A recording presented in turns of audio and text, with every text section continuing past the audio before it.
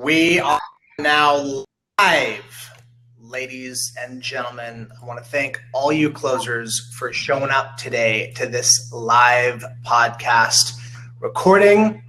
I'm going to go over some intro and housekeeping notes while a couple of stragglers are still tuning in. We've got some great content for you today. I'm super excited about this topic. It really kind of ties things together. This is a live podcast recording. So unlike your traditional crowdcast, this audio we're going to be using for posting up on the Profitable Property Management podcast. Throughout any time that we're talking, if you have questions, you can enter them at the bottom of the page. You can also talk to us via chat, but if you have an actual formal question you want an answer to, enter it at the bottom of the page. At the end of this event, we're going to be talking about the property management industry benchmarking study that LeadSimple is sponsoring. That's a big deal, and some of you guys have heard of it. If you haven't, wait till then. We'll go over it. We're also going to do some Q&A for those of you that have questions about it. We're going to go ahead and jump in now. Danny, Brad, you ready? We're good. Welcome to another episode of the Profitable Property Management Podcast. Today, we are recording the final episode in season 1, which has been all about marketing. We've had a ton of great guests that have dissected property management marketing from pretty much every angle, but we haven't yet talked about probably the most conversation, and that's the one about metrics, growth metrics specifically. That's what we're going to be talking about today, and we have 2 special guests to do it. The first is Brad Larson from San Antonio, Texas. He was a guest earlier in the season, and we brought him back because not only is he a smart operator, he's actually growing in large part because he knows his numbers. Our second guest is Danny Craig, a longtime friend and now chief profit coach at LeadSimple. He works with property management entrepreneurs to help bring clarity to their numbers and identify growth opportunities and uncover hidden profits. Welcome to the show, guys. Good to join you. Thanks for having us, Jordan. Appreciate it. Good to be here. So, guys, we're going to be doing the traditional.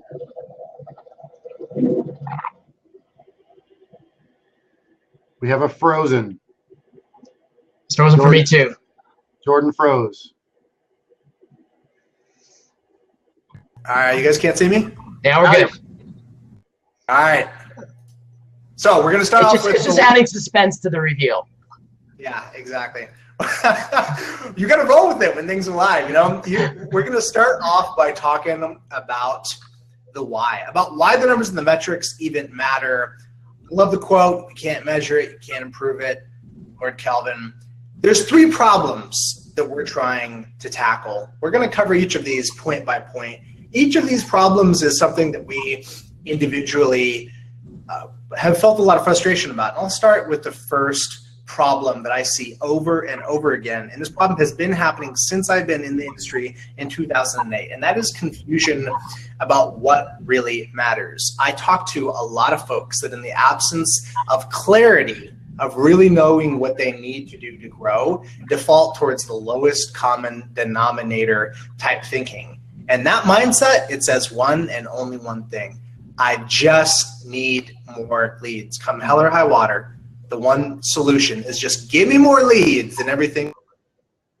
Okay, it's a nice idea and more leads would be great, but I promise you more leads 99.9% of the time will not solve the key problems or the key growth strategies in your business. Unless you've already solved all the other challenges, you have everything dialed in and you genuinely just need a stream and flow of glistening leads, it's more likely than not that there are other bottlenecks in your process. But if we don't have any metrics to facilitate that conversation and that clarity, we go right back to, you know, fire up APM, whip out the credit card, and everything's going to be okay. It's not the truth. It's not the case. Danny, what's the recurring problem you see that you want to bring to the table? Yeah, well, I think tied to the idea, I just need more leads. I think we go there because we don't have a lot of clarity on really how to grow, how to go about the growth process. And of the property management entrepreneurs that I've talked to so far, one of the recurring themes that's come out is that we tend, and this isn't just in property management, but we tend to run the business based off of gut feelings because we don't really have anything better. We have a hunch that maybe we could improve our profitability this way or that way, or maybe if we spent a little bit more marketing, we might be able to capture more market share. But it's all kind of hunch and gut feeling. And the problem with that is that it paralyzes decisive action and growth. When you're only half sure about something, you're kind of half-hearted about how you move forward with the action in most cases. Tied to that, when there's a lack of clarity, you don't know where your greatest opportunities are. And I think this has a lot to do with maybe how we look at our finances. I've seen a lot of different profit and loss statements from property management entrepreneurs, and typically, you have anywhere from 100 to 200, 250, maybe even 300 line items on your profit and loss statement. And it's like at some point, it's like this is so much information, I don't know where to focus. And at the end of the day, what happens is you get lost in the trees. And what you really need is an understanding of the key metrics that will help you do a few things. First of all, help you evaluate acquisitions. If you're wanting to grow, how to evaluate acquisition through your own sales pipeline or by acquiring another property management company. You need a metric to help you understand how much you can afford to spend on your marketing. You need a metric to help you understand and evaluate your marketing return on investment. And then once you have more customers on board, you need to have a metric to evaluate if your labor is being used efficiently such that you can actually service those customers in a profitable way. So I think to tie it all together, there's confusion because we lack good metrics on the key points of the business in terms of the levers that will actually drive profitable growth. Hopefully some of that resonated with you guys. When I think about how we got started on this path, particularly with the benchmarking study, Brad, you were one of the first guys that we talked to about doing the benchmarking study, and you had your own kind of pent up frustrations. A lot of it centered around using the same words to mean different things and how problematic that is in trying to have a productive conversation. Walk me through some of those challenges that you've seen in the industry. One of the reasons that you and I have been talking about this for a long time is I want to get everybody on the same page. And this has been said before. It goes back to the root of a NARPM event about 3-4 years ago where Tony Dross did a presentation at NARPM, the Broker Owner Conference, and attempted to get 15 to 20 different companies to give them their company metrics and compile them and actually make sense of them. And what came out of it was a pretty neat drill, but it was just a teaser. It wasn't the whole thing. And what came out of it, again, was stuff that would give us a metric to compare left and right. How do we know what our staffing ratio is compared to somebody in another market or even in the same market? And yeah, there's going to be some asterisks there if you're comparing a market in California to a market in Texas or Florida or wherever else. Sure. But it can be gauged a little bit. And that really kind of set the tone of let's get on the same page, because everyone is starting to do acquisitions now, which is the flavor of the month for property management companies. Either getting ready to sell or getting ready to buy somebody, or something falls in your lap. Well, how do you know if they're healthy unless you get into the books and dig in line by line by line by line? And then you have to convert them. There's so many little things that we can narrow down to. And Daniel may have touched on this. When you get a GL account, who really knows what a GL account should be or a chart of account should be for a property management company? You kind of have to create your own. Am I right, Daniel? Yeah, I mean, exactly, because I've seen, like I said, so many different ways of naming the same thing. And until there's some uniformity, we're really at a loss as to be able to compare my financials with your financials in any meaningful way. That's really the big part of it as well. I'd love to be able to compare financials with another company. We're healthy. That's one of the big parts. If we're healthy by comparison, we know we're on the right track. If we know our ratios are off, then we know we need to correct some things. And This is where this project is going to get us to that point by putting us all in the same term and then letting us all know if we're healthy or not healthy to a reasonable amount. If your numbers are way off versus mine, it doesn't mean anything bad. It just means you might be doing something different. But we just look at another number. There's always going to be numbers that can relate across industry. I think one of the cool things about this too, Brad, is the idea that we can help each other in the industry is a lot improved if we can actually talk the same language, you know. So there can be a lot of synergy between property management entrepreneurs, but if they don't have common lingo, common terms, and common ways of understanding things, that whole helpfulness dynamic is limited quite a bit. So Brad, you talk about some of this stuff on your own podcast, and for those of you who don't know or haven't seen it, you should definitely check out propertymanagementmastermind.com. Great podcast. Brad's had a ton of guests on, and I've listened to most of the episodes, last few episodes, one with from Seacoast, one with Tom Sedlak talking about HOA. Really good actionable stuff there. So if you haven't checked out Brad's podcast, definitely jump on that. He's talking about the same themes there. Let's move on to talking a little bit. Let's move on to talking about the how. And when we talk about the how with growth metrics, for me, it really starts with talking about unit economics. A basic definition, what is unit economics? It's the direct revenues and costs associated with a particular business model expressed on a per unit basis. And it's really a really basic question to ask when evaluating any business model opportunity is, can I make more profit for my clients than it costs me to acquire and service them? Unit economics helps you answer that question. And if you understand the micro, you can understand the macro. And if you don't understand the micro, you don't understand the macro. Brad, I mean, gutturally, do you agree with that statement that if you understand the micro, you can understand the macro? Absolutely, because they all translate into each other and fit hand in glove. Because you can't get down to the micro without understanding the macro. Jordan, just one other comment on that. You know, we had the Property Management Mastermind in Puerto Vallarta in July. And we spent the first day going through the macro of everybody's books. And that was enlightening. That was helpful, looking at the big picture in terms of, you know, my annual, profit and loss statement and what are the key players and how does, profitability come out.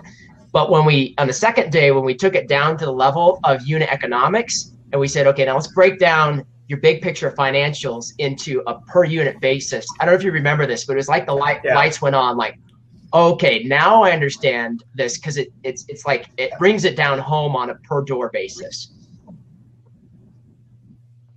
Yeah, it definitely is a different perspective that people don't always get. And that perspective is lost in the conversation about doors. How many doors you got? 500, 600, 700? It matters. It's relevant in the conversation, but it's probably a lot less useful than some of the other lenses you can look at. But so if somebody wants to start looking at their business through the lens of unit economics, what would actually be required to do that? So I think a couple of things, two main things. You have to have your financial data organized in a helpful way. Secondly, you have to know what your operational data is, particularly as it relates to your unit information, your unit numbers. And I'll talk about each of those specifically. First, your financial data. It's not just a matter of, hey, can I call up my CPA or my bookkeeper and have them send me a profit and loss statement, but rather organizing your finances in a way that actually tracks and gives clarity to the key drivers in your business. So for example, here's some questions as you think about your own profit and loss statement. Could you look at your profit and loss statement and in 3 seconds identify exactly what your total marketing spend is on a monthly basis? All your marketing costs, your internet marketing, your website development, maybe your marketing consulting, your BDM, and your BDM commissions. Could you identify that really quickly? If you can, great. What about your client-facing labor? Do you know exactly what it's costing you on a per month basis to provide all your client-facing labor value? If you know that, great. But I've seen lots of profit and loss statements, and typically client-facing labor, direct labor, what we call that, is not broken out. So it's about organizing your profit and loss statement in such a way that you have a financial dashboard that's giving enough specific information to be helpful. If you have a dashboard on your car and there's only one warning light, that's not going to be very helpful. Typically that's how we often look at a profit and loss statement. everything from top to bottom doesn't really make a lot of sense to us in many cases until we get to the bottom line. And if profitability is out of whack, then we get concerned. It's like one light on your dashboard. But what we need is a well-designed financial report that gives clarity on specific aspects. Is it my tires are low? Do I need to check my transmission fluid or my oil? What specific dimension of my business is out of whack? And that's what a good financial statement will give you. So once you have that good financial statement, then what you can do is layer over that your unit information, and particularly 3 dimensions of your unit count. You need to know on a month-by-month basis what your beginning units under management are. Secondly, you need to know how many you added over the month. Thirdly, you need to know how many you lost that month. Now, one of the big no-nos in tracking your unit information is just tracking net growth and loss. So, hey, if I lost 3 and I gained 5, then my net growth was 2. But it's really crucial to be able to track both the units added and the units lost, and we'll talk about how that plays into some of the metrics in a moment. But the big picture is once you have that unit count, you can lay that information over your financial statement and break your financial statement everything from revenue to marketing to direct labor to management labor to other aspects of your income and expenses down into a per unit basis. And that's how you get unit economics that really drive down to the bottom line, which is on a per door basis, how's my business functioning and what's my per door profit? That per door profit number is the big number that you need to know in order to understand if you're running a good business. And to parlay on that a little bit, if I may, Daniel. Yeah. You're talking about the unit add, unit lost. So part of this study we're wanting to do is to figure out what is normal, air quotes, what is normal in the industry for what Jordan may call churn.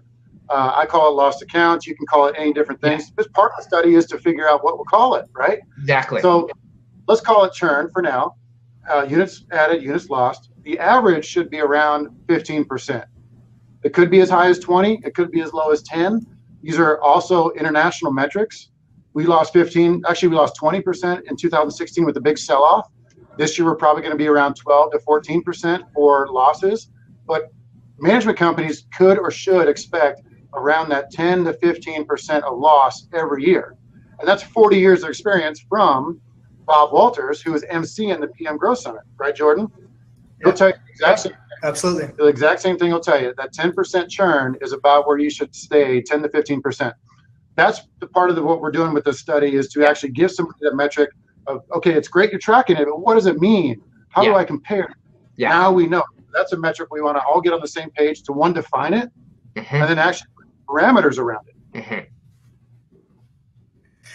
Oh, Brad, from your perspective, when you start looking at the micro and you actually start tracking things, how does this actually impact behavior? Because we've all had this point of hearing, oh, I got to track this stuff and get these reports, whether it's Google Analytics, whatever. It's really easy to get overloaded with reports. If it works and you do it right, when you have insight into this sort of stuff on a more granular level, how do you envision it actually impacting day-to-day operations for a property management entrepreneur? Absolutely. I'll tell you exactly how. Thanks for asking that, because Daniel's exact example of what's that churn rate, 15%. This is where you get down into the weeds. What of those homes, when you lost them, were good losses, neutral losses, or bad losses? And that's where you determine you need to change policy. For example, if you had 40% of your losses were bad losses, meaning your owners fired you, you got to figure out why. Why are they firing you? Are you not calling somebody back? Are you not emailing? Are you doing a poor job? And if a lot of those other losses, let's say you have 20, 30% are good losses. Why are they good? You sold the home, or your referral partner sold the home. That's actually a good loss. Does it really count against your losses? It does, but that's a good loss because you should be making money from that, right? If you're capturing that sale. So to dig down into that one category of losses, there's granular ways to go with it. Using your term granular, you can break it up in 3, 4, 10 different ways, and that's going to identify service issues that you can plug and fix. Completely agree. You brought it up, so I'm just going to reiterate the point. Bob is emceeing the PM Growth Summit. Brad and Danny and myself are all speaking. Guys, if you haven't got tickets yet, go to pmgrowsummit.com. Check out the agenda. It's going to be a great event. And what we're talking about right now is going to have an even bigger focus than it did last year. We want to graduate from that conversation of starting off just talking about operations, no focus on sales and marketing. And then we start talking about sales and marketing, but we're doing it outside of the context. We're not linking it to profit. We want to graduate the conversation even further and talk about sales and marketing in the context of overall profit. That's what's going to happen at pmgrowsummit.com. Go get your tickets if you don't have them already. Moving on. Now, what everybody came for, to talk about the actual specific numbers to make sure that we're not just blowing hot air. We were talking before the call, and we were kind of trying to distill things down to some buckets, right? Because all of these granular submetrics are useful. But if you're starting somebody from scratch having this conversation, it's great to have some easy, a small number of potent buckets to grab onto. There are 3 that we identified that we're going to be looking at, and then talking about the metrics, the submetrics that are related to each of them. The first of these is client, not customer, client acquisition cost. Brad, walk me through client acquisition cost, why it matters, and how you think about that number in your own business. Yeah, let's start with the definition. So to give the listeners and watchers some background, we've been debating on what to call it for a while. It came across as customer acquisition, right? But and we both got our hands slapped by Brad. In a good way. This illustrates a great point of why we're doing this, because now we can get on the same page. We want to call it client acquisition cost because our owners, according to all legal definitions, are clients. They're not customers, so they're clients. So client acquisition costs are going to be, the term we're going to use, and then we're going to work to define what actually goes into it. And I came up with all these 5, 6 different metrics that we probably don't need. What we really need is just 2 or 3 as the definition of client acquisition cost. We're going to pick that as a group and then define it. So when I ask a property management company owner in the East Coast in Florida, hey man, what's your client acquisition cost? According to these definitions that we're going to put out, we're speaking the same language. It's exactly apples to apples versus, if it's left to willy-nilly, then I'm including my intrinsic cost, I'm including my car, I'm including my gas, I'm including all the silly stuff that you could include: printers, paper, toner, pens. See where I'm going? Air, oxygen. Oxygen, exactly. Everything goes underneath there. But we need to know all that. All we need to know are some key 2 or 3 definitions divided by the number of clients you have. Boom, there's your client acquisition cost. Yeah. So this is an easy one, though, to talk about where it gets confused, because this one's really clean.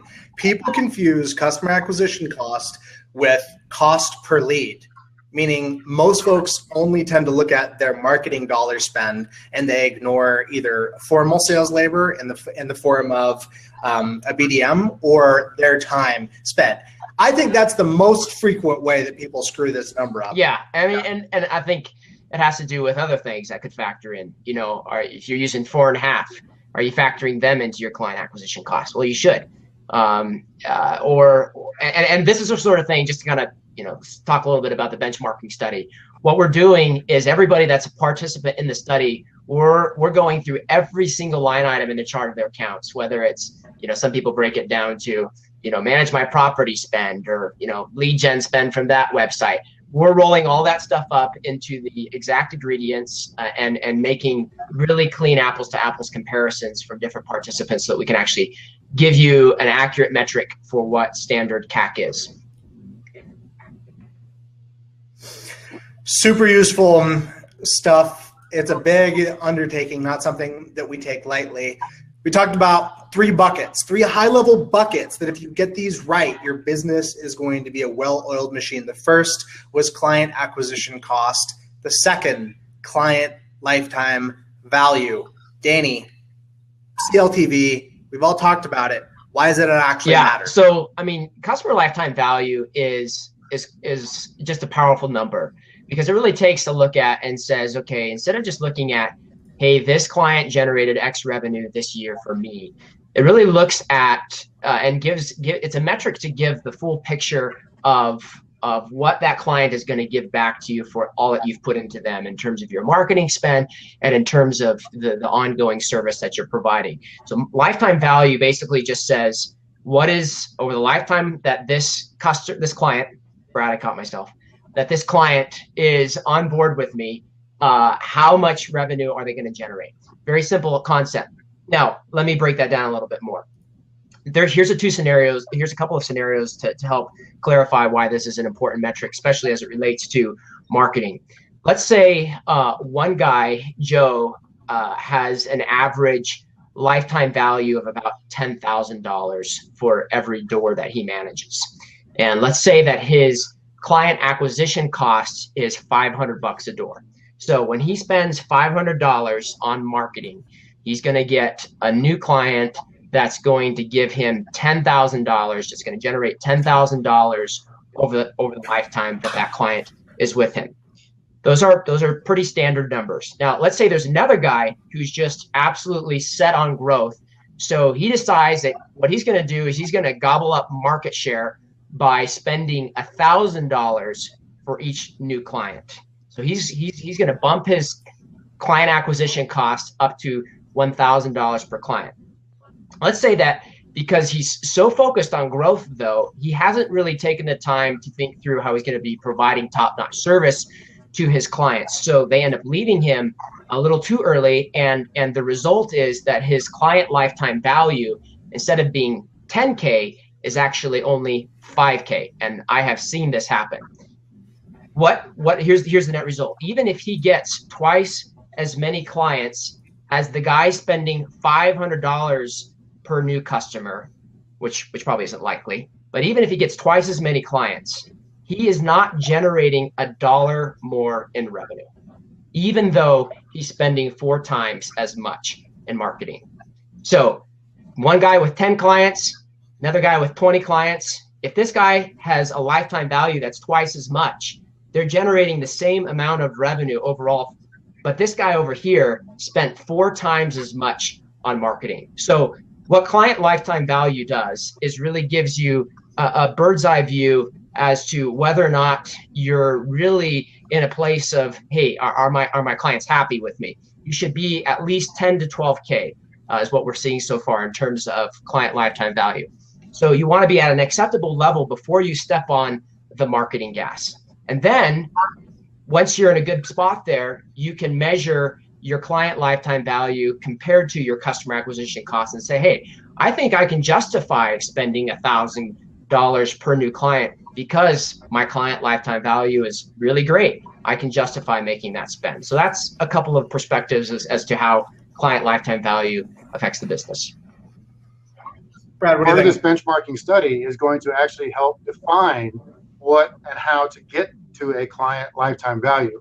Because I'm thinking in my head, man, I'm only 6-7 years old. I can fudge some numbers, but tell me how you want me to define it.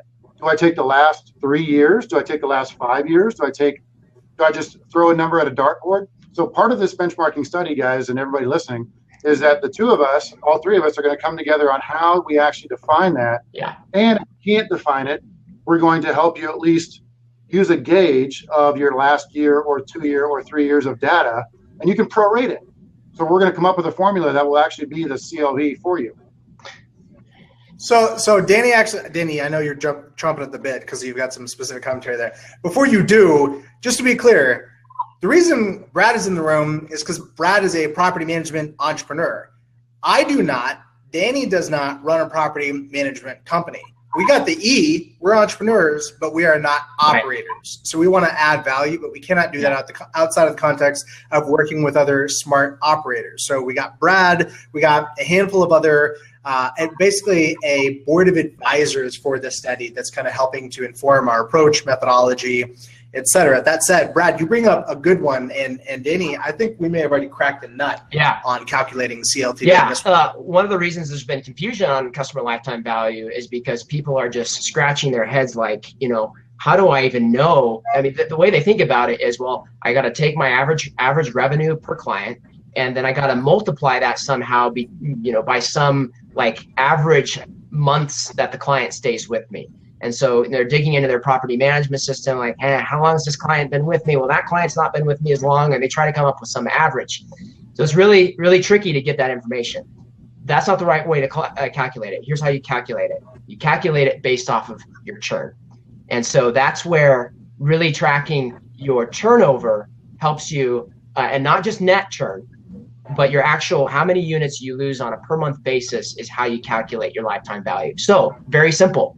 If your churn rate on an annual basis on an average is 20%, and let's say your annual contract value is, let's say $2,000. What that basically means is you're going to lose about 20% of the value of that contract every year in churn. So you're just using a simple mathematical formula of dividing your annual contract value by your annual churn rate is how you calculate customer lifetime value. See, that's stuff we got to know. That's stuff we're going to put out. I love it. I love that's a simple way to calculate it, because we're all going to scratch our heads saying, how the heck am I supposed to come up with that? The software's not going to tell me that. Yeah. So great stuff, Daniel. I'm like loving it. Awesome. Cool. And by the way, just can I sneak this in, Jordan? We're actually, Jordan and I are near the PM Growth Summit. We're going to be releasing a new software that will calculate all of this stuff for you. So all these metrics, and within a couple of months, we already have 5 clients on beta. They're loving it. There's going to be an online dashboard where you can go in and you can know month to month, what is my churn rate, what's my customer client lifetime value, and all of that. Would you like fries with that? Yes, that's going to be awesome. And at the end of the day, use it, don't use it. It doesn't matter. We don't care who you pay, what vendors you use, what your property management software is. All we care about is that we have clarity, and that when we're at the bar and we're having these conversations, that we're not BSing each other, that we're actually talking straight, we're not overblowing our numbers, and that there's less rather than more confusion. We talked about client acquisition cost. We talked about client lifetime value. Now, let's make the very important point is that you still, as great as it would be if everybody tracked those numbers, you still have to segment. Client acquisition cost needs to be segmented by channel. Your overall global number is great, but what I want to know is, what is your client acquisition cost for all property management versus that pay-per-click campaign versus your website versus that realtor referral program that is free, but you're spending a bunch of time knocking on people's doors, and maybe you're not even factoring in the labor that goes into that. So you got to segment your client acquisition cost. That's a really important thing to point out. The overall number is of less utility than the segmented number, in my opinion. And then same thing with client lifetime value. Brad, how do you think about the segments within your business? You do not do traditional multifamily, correct? Multifamily? No, we don't do a lot of that. All right, so then how do you think about the segments within your business? You've got the accidental versus the intentional investors. Are there any other segments that you would look at to want to know the difference in overall client lifetime value from one segment versus another? Absolutely. One of the things we track is multiple property owners. So if you own 2 or more properties, we consider you an MPO. We track you a bit differently, because that's also a person we can potentially get to buy more homes from us. So the MPOs may have a little bit, of course, monetary value just because they have more home or more homes to manage, but those are the folks that could be investors for us. And so one of the things I wanted to touch on, Jordan, and I'm kind of hijacking you a little bit, but I want to get this out there, is going by the model of Scott Fritz, the 40-hour work year. We track 5 to 6, really 5 hardcore metrics as the benchmark of our business.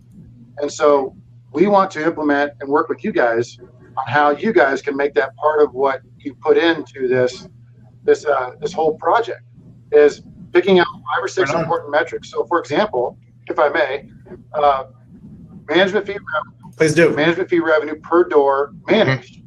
Okay, simple stuff. Daniel mentioned it. Then we go to total management revenue per door managed.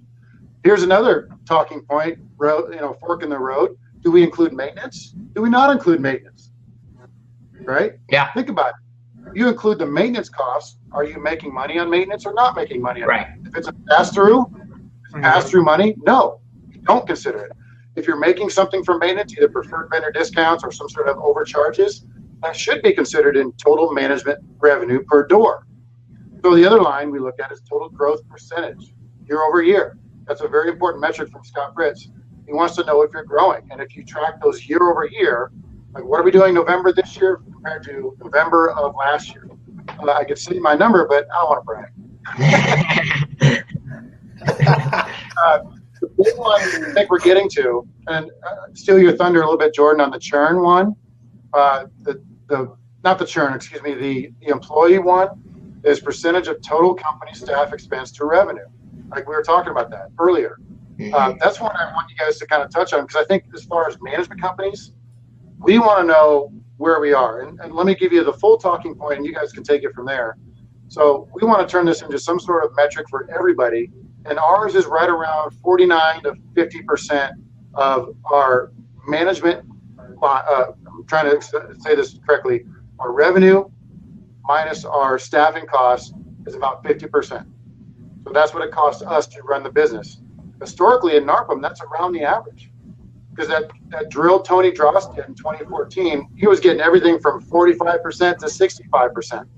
So at the end of the day, this is the measure that's actually going to mean something to the people that are listening that run management companies. What should I be? So if my metrics say, let's say I'm tracking 35% of staff expense, I'm doing awesome. What if I'm tracking 75%? I'm doing lousy.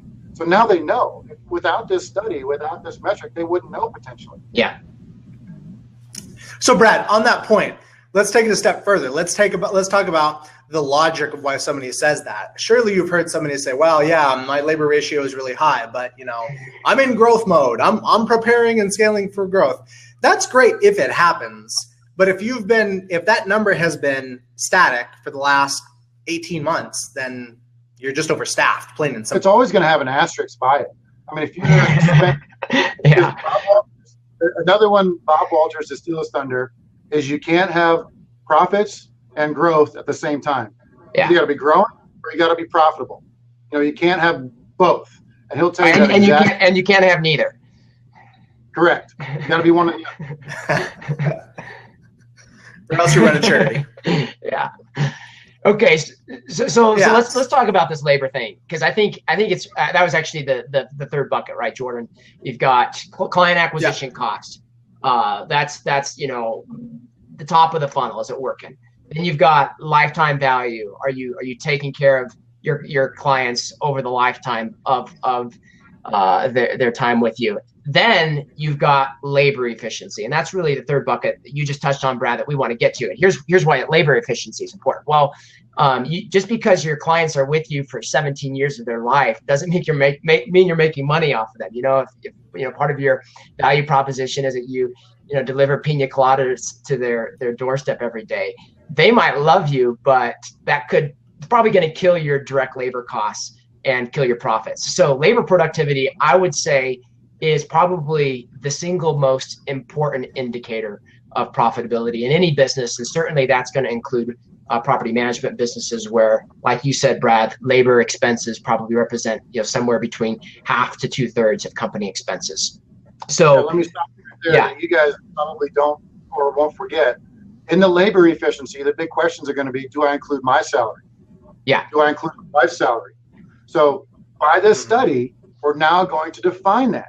Yeah. We're going to throw out your owner value proposition that you have for yourself. So discount your owner salaries or put in a manageable IRS allowed figure, like pay yourself $50,000 a year, for example, and that's a figure you can use. So this is long before owner draws get to that point. It's just salaries. And so part of this is we're going to define that. Am I correct? Yeah. Well, and so we are going to define it. And basically the approach that we're taking is a little bit more granular than what you mentioned, Brad, although same basic idea.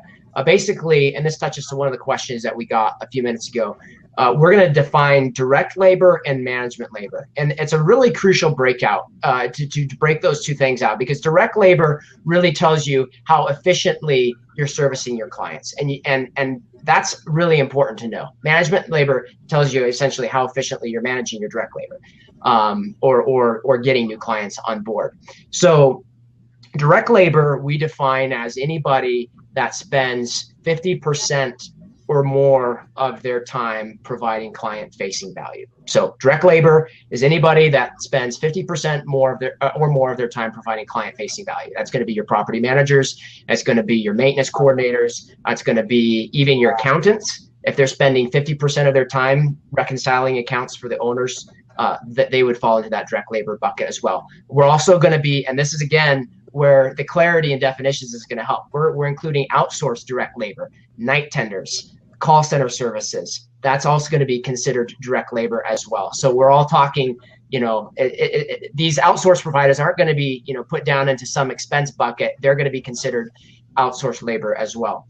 So the way we look at it is we basically say, okay, for every dollar that I spend in direct labor, how many dollars should my direct labor force be able to generate in revenue? It's kind of a motivating way of looking at it, and this is a metric that you could actually use with your direct labor to say, okay, for every dollar that that we're paying you guys, how much are you generating in revenue? And what we're seeing so far is that profitable property management businesses run in somewhere of the 3 to 4 range. So for every dollar that you spend on direct labor, you should probably be generating $3 to $4 in top line revenue, or gross profit is a little more accurate.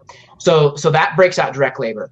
And we're going to get into more of this at PM Grow. But the other bucket, just to touch on one last thing, Jordan, would be management labor. And Brad, you brought up a great point. Management labor is where we can have a lot of things get skewed because of the way sometimes we like to play with our owner salaries to avoid taxes. So what we're doing in this benchmarking study, if you're playing with your owner salary and you're only paying yourself 30 grand, what we're actually going to do is say, we're going to look at your balance sheet and say, well, he's actually paying himself another 70 grand in distributions. And now you combine the 30 and the 70, we're actually to a more accurate salary for an owner of around 100K. And that's what we're going to count to be your management labor. So we're actually getting down to that level with a benchmarking study to create some real good comparisons as to what your efficiency should be on the management labor side of things as well. Love it. So I love that example that you just brought up. There are two things that I think about, and this isn't about this isn't a sermon. This isn't about moralizing and right and wrong. Some people nonetheless will do that, and then that's the guy at the bar that wants you to beat you over the head with his crazy high profit percentage, when in reality his numbers are being distorted by the fact that he's taking out giant owner draws. But the other thing is, the utility of this, one of the actionable forms of utility is when you think about valuating your business, you can't get any clarity if the way you're looking at it is completely different than somebody else that's going to come into your business, because they're going to normalize that data. At the end of the day, they're going to figure out what you're actually taking. And valuations are you can have a shocking experience getting your company evaluated if you're making that mistake. Yeah, I mean and honestly, it provides good accountability for owners as well. Whether it's me and my business or you and your business, we need to get an accurate look at what our actual profit numbers are by not skewing things like owner salary, because it stings at first to be like, oh shoot, I thought I was making 20% profitability, now I'm like at 10 or 5. But that's the sort of accountability and the clarity that will drive change and growth and make you a more profitable business. That could lead into the one metric that we all kind of wanted. And, we're talking about sitting at the bar and somebody walks up to you and says, how many doors you manage, man? And you say, I manage X. Like, oh man, I manage 10 times more than that. I'm way better than you. If it all could be boiled down to what's your profit margin in a percentage, that could be an actual metric that you guys can help define with this study. Yeah. How do we get to that bottom of the funnel, using Jordan's term, of actually giving you a profit margin percentage? Because then you know if you're healthy or not. If you're running a 5% profit margin and you're defining it correctly, you're doing something wrong. You need to go back and Femax, or you need to sell, right? Something wrong. If you're running a 40% profit margin, which is probably pretty high, you're doing double thumbs up. And maybe you need to sell too, because you could take it and run and start another one. But the problem is, I think that bottom of the funnel profit margin percentage is one that we track. But I'm also starting to think, listening to you, man, are we tracking that correctly with my stuff, my owner salaries and my offshore salaries and all this other stuff? Are we tracking it correctly? But if we can get on the same page there and go through this whole drill, the bottom of that funnel should be that profit margin percentage, and then I can honestly put that out to somebody in conversation and feel good about it and know I defined it correctly. Yeah, and let me take that one step further and say profit margin percentage, but what about profit margin per door? So on every door that I manage, you know, is it $20? Is it $30? Is it $50? And that really starts to provide a lot of clarity about, okay, I'm going to spend all this money on, you know, acquiring a new business or acquiring a new client. But if I'm making $5 a month per door, you know, I need to take a look at my business. And that's something that we have to define, because we have to throw out or include whatever we decide as a panel with all the property managers that join, is you have to throw out the ancillary businesses. You include that. Yeah. Do you include the leasing? Do you include the sales? Do you include the maintenance? Do you include the late fees? You see where I'm going? Yeah. All those things got to be defined. Yep. So as you say that, both Danny and I are looking for the aspirin and the Tylenol, because it's a non-trivial headache to actually clean up the books and to just get a pure property management focus. We're wading through some of that work right now, but we're going to talk about that. We're going to do a Q&A specifically on the benchmarking study in a minute, and going to focus on that. For now, we have got some questions from those of you that are listening to this live, and I want to answer those one by one. The first is, how can I learn more about unit economics? Well, you could go Google unit economics. What I would actually suggest, though, is to click on the link at the bottom of this event that says PM Benchmarking Study, and to go sign up for the Property Management Industry Benchmarking Study, because those of you that sign up are not only going to have your data contribute, but you're also going to get a sit down with Danny and myself to actually look at how your data compares to the overall global set of data. So that's firsthand, that's personalized, that's the best way to learn more about unit economics, in my humble opinion. Next question is, the 15% churn rate is after adding in gains. Is that correct? And Danny, I believe that's correct. No. So, you know, hopefully, maybe I'm not understanding the question, but hopefully, once you add in gains, you're not churning. Hopefully, you're growing.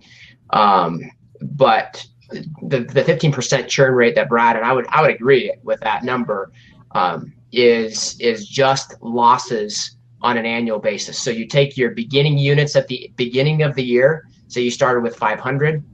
If you lost 100 through the course of the year, you're at a 20% churn rate. Hopefully that makes sense. I mean, it almost seems like naively simple, but it's accurate. It makes sense to me. Next question is, where can I learn the specific difference between direct and indirect labor? You got any more color coming? Yeah, I think you asked that before we just went through the specifics. But essentially, direct labor, again, the definition is anyone that spends 50% or more of their time providing client-facing value. And it's a whole body in a bucket. It's a body in a bucket. So we're not, hey, half my time is this and half my time is that. It's 50% or more, then your whole body goes in that bucket. Management labor is essentially everything else, and then we break out sales and marketing labor as a subset of management labor. Now, Danny, what about half bodies? What if I'm getting hung up on the fact that I gotta, I want to a quarter of this person's time goes towards this, that. Do we just not worry about that? And if so, why? Because this is coming from a finance guy, but at some point we have to keep this achievable. And so we're aware of the fact that if our sophistication gets so complicated that no one can actually, do this stuff, then it's useless. So we're trying. It's really out of simplicity, Jordan. And that's where we draw the line. Makes sense to me. Another question from Michael. You may have just answered this, but the question is, what if your management labor and your direct labor are the same in the case of an owner manager who is also the PM? How do you suggest to allocate costs in this case? And I guess you just answered it, is you take where the majority of your time falls, and there we go. All right, next question from Matthew Tringali. In addition to owner's salary and distributions, are you also going to factor in owner perks? For example, a company, car, travel, and other ways that small business owners offset their taxable income? That's a really good question, Danny. What are your thoughts on that? I'm not quite sure what's being asked. I mean, if your owner perks come in the form of a gift or something like that, like, you know, if you're, you know, yeah, go ahead. So, for example, my truck, my F-250, goes straight out of the company account. It's actually in SATXPM LLC, my actual LLC. So clearly it's a line, right? It'd be real easy to discount. But part of this project is to define that. So we're going to, when you guys are listening, you include this, and this. You throw out this, and this. Yeah. I mean, just to answer the question, thanks for the clarification.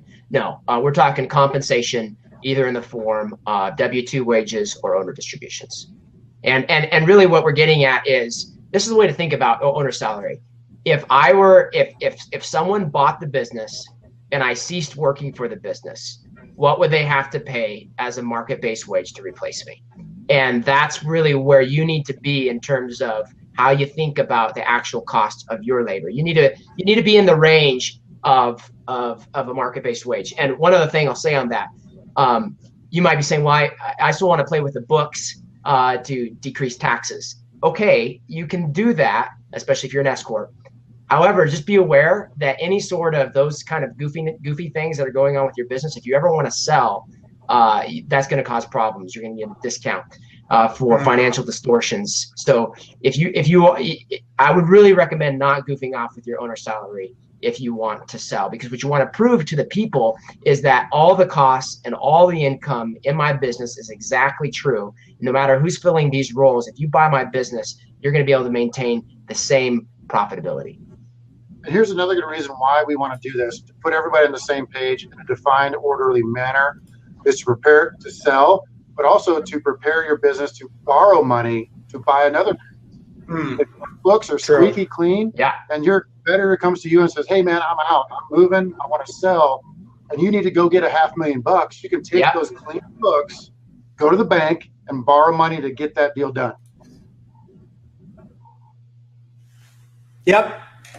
Couldn't agree more. And anybody who's ever done an SBA loan to try and acquire another management company will tell you that it's a nightmare. So anything you can do to make your financing less of a nightmare in the process of an acquisition is going to be huge. Let's transition now, guys, to talking about some of the specific challenges associated with the benchmarking study.